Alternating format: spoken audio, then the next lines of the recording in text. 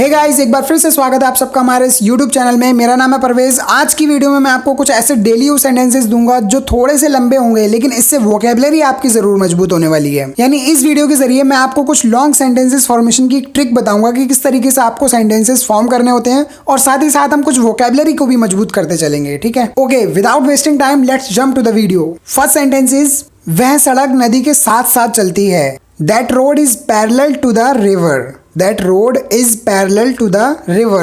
Parallel मतलब साथ साथ। That road is parallel to the river. इसको इस तरीके से भी बोला जा सकता है, That road runs along the river.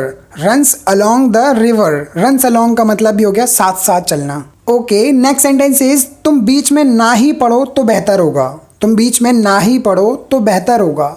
अब देखो, एक बात ध्यान से सुन लो, माइंड में बिठा लो कि कोई भी बड़े से बड़ा सेंटेंस हो, उसको बनाने की एक ही ट्रिक है कि सेंटेंस में सब्जेक्ट लगाने के बाद सेंटेंस पीछे से बनाया जाता है, एंड से बनाया जाता है। अब आप इसी सेंटेंस को देख लो, तुम बीच में ना ही पढ़ो तो बेहतर होगा। बेहतर होगा, it would be better if.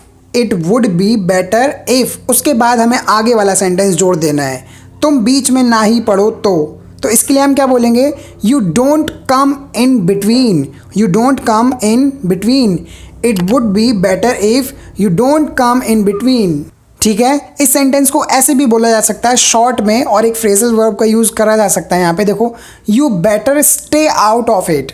You better stay out of it. Stay out का मतलब होता है किसी चीज से दूर रहना, कोई मैटर से दूर रहना। नेक्स्ट सेंटेंस इज, दरअसल मुझे वह पसंद नहीं है। दरअसल मुझे वह पसंद नहीं है। Actually I don't like that. Actually I don't like that. या फिर आप इस सेंटेंस को ऐसे भी बोल सकते हो, दरअसल के लिए हम यहाँ पर एक फ्रेज यूज करने वाले हैं, as a matter of fact. As a matter of fact, इसका मतलब ही होता है दरअसल। As a matter of fact I dislike that. I dislike that. Next sentence is, उसका इस बात से कोई लेना देना नहीं था।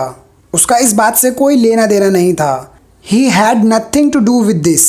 He had nothing to do with this. या फिर आप इसको ऐसे बोल सकते हैं बहुत ही सिंपल वे में, ही हैड नो लिंक, या फिर he had no connection with this.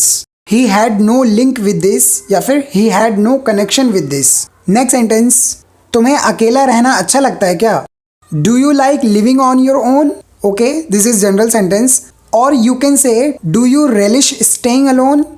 Do you relish staying alone? Relish means होता है आपको पसंद है, कोई भी चीज़ आपको पसंद है। Do you relish. Next sentence is, वह 10 भाषाएं बोलना जानता है। वह 10 भाषाएं बोलना जानता है। He knows how to speak 10 languages. He knows how to speak 10 languages. This is the general sentence. और you can say, he is able to speak 10 languages. He is able to speak 10 languages. Able to का मतलब होता है लायक होना, या फिर उसके अंदर वो क्षमता है वो काम करने की। नेक्स्ट सेंटेंस इज, मैं खुशकिस्मत था कि सफल हो गया। मैं खुशकिस्मत था कि सफल हो गया। I had the good fortune to succeed. I had the good fortune to succeed. Fortune मतलब होता है भाग्य, किस्मत। इस सेंटेंस को और भी तरीके से बोला जा सकता है, I was lucky to be successful. I was lucky to be successful. या फिर I was lucky that I succeeded. I was lucky that I succeeded. Next sentence is, जितना दिख रहा है उतना आसान नहीं है। It's not as easy as it seems. It's not as easy as it seems. या फिर आप इसको ऐसे बोल सकते हैं, it's more difficult than you think. It's more difficult than you think. Next sentence is, हमारी मीटिंग कभी कभार ही टाइम पर शुरू होती है। Our meeting rarely starts on time.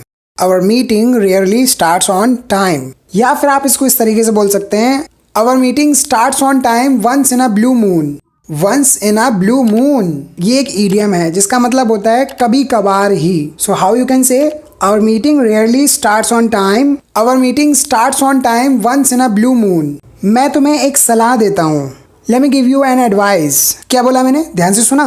Late me give you an advice. Let me का contraction है। ठीक है, इसको इस तरीके से भी बोला जा सकता है, let me give you a suggestion. Let me give you a suggestion. Next sentence is, समय तेजी से बीतता है। Time goes by quickly. Time goes by quickly. Next is, मुझे उसके काम करने की योग्यता पर भरोसा नहीं है। I doubt his ability to do the job. I doubt his ability to do the job. और you can say, I am sceptical about his ability to work. Sceptical means कि वो डाउटफुल है। So how you can say I doubt his ability to do the job. I am skeptical about his ability to work. Next is मुझसे उसका अक्खड़पन झेला नहीं जाता. I can't bear his arrogance. I can't bear his arrogance. Bear मतलब होता है झेलना या सहन करना. Arrogance मतलब अक्खड़पन. अक्खड़पन मतलब अकड़. इसको और दूसरी तरीके से भी बोला जा सकता है, जैसे I can't put up with his arrogance. I can't put up with his arrogance. Or you can say I can't tolerate his arrogance. I can't tolerate his arrogance. Next is तुम्हें इस मौके का फ़ायदा उठाना चाहिए.